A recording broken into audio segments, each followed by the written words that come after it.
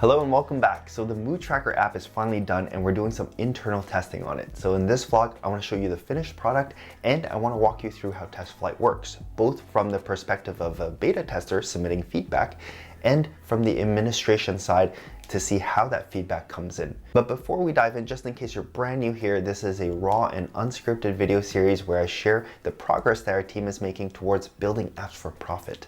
Now this vlog entry is dated April 18th, 2024. With that said, I hope you enjoy the vlog. Hello and welcome back. It's Chris here. So April 2nd, our target date for submitting the app to the App Store. It has come and gone. We weren't able to make that date, but I do have some good news. The app has been finished and we are now going through some internal testing. So in this video, I want to show you the state of the app, how it works. I also want to show you on the Testflight side. Maybe you haven't seen how Testflight works from the perspective of the developer and how the feedback comes in. I want to show you a little bit about that. So first, let's talk about the app here. So when you launch it, you're on this entry screen. And I think last time I mentioned there should be a button here. Now it's there. The other thing you can do, we added the settings, very basic, just a couple of options here. And we have a calendar. So this calendar, I think this was already working before, but perhaps what wasn't working was tapping on a previous day to add an entry. So perhaps I can go back to April 16th. It's April 18th today. So I will go ahead and add something here.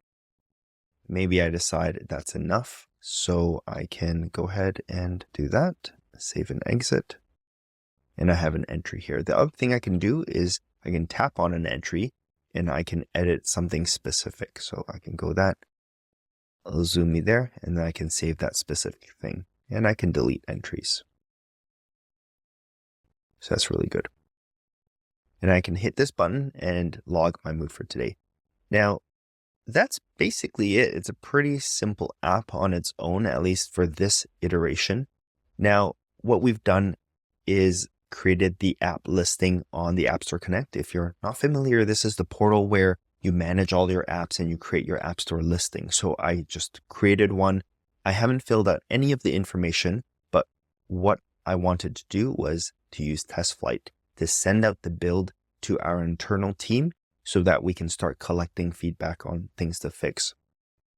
Now, some things that I've identified here, and I actually want to get your input on as well, is so immediately one thing that I don't think we should be able to see are future dates, because it doesn't make sense for me to be able to log a date in the future, right? So I think that we shouldn't see all of these spots for future dates.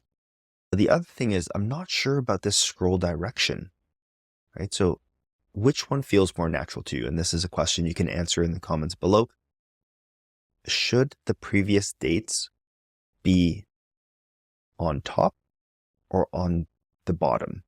So I guess, let me phrase this another way. The most recent day, which is today, should that be at the very top or at the very bottom of the list? Now, keep this in mind. When I hit the calendar, now I know I've got this one wrong. So I specifically told the team that I wanted the most recent month at the top. But when I actually started using this, I'm like, this doesn't really make sense at all. Because if you follow the dates, April 1st, and you go all the way to the bottom, this month should be the next month. So the calendar is wrong already, and that's due to my fault because I told the team to do it this way. But now I realize I'm in the wrong. So the most recent month should actually be at the bottom. Right? And if you want to go into previous months, like you want to go back in time, you should be scrolling that down and you should see the previous months at the top.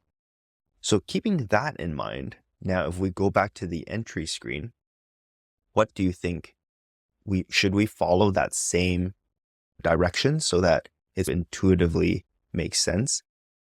If that's the case, then April 18th should be at the bottom and April 17th should be above it. So you would scroll like exactly how it is right now, except minus the ability to see future dates. So it would be something like that, perhaps, when it's starting off. The most recent one would be here.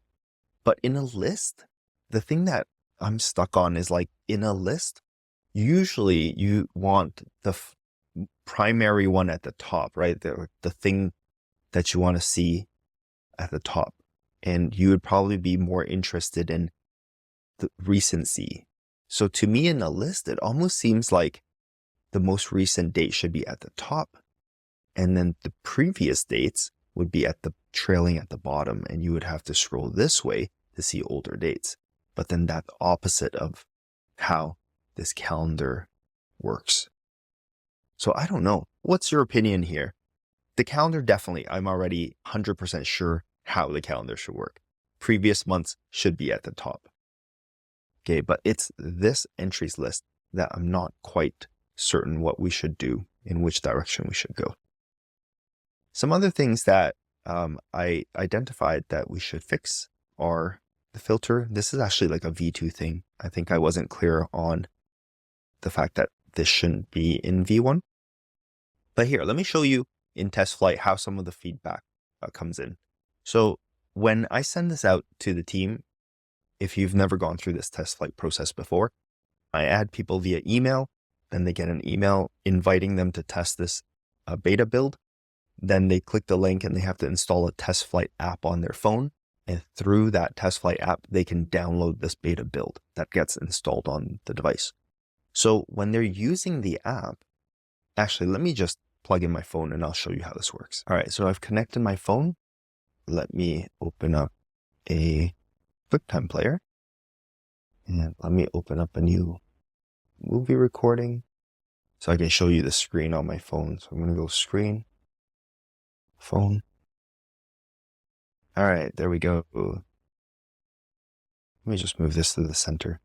Okay, so I am going to open up Testflight. Okay, so this is what Testflight looks like. And as I said, when I send out an email to someone so that they can test it, they get an invite.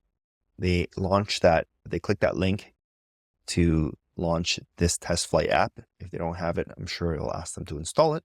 But then it's going to show up here and the user has the option to accept testing.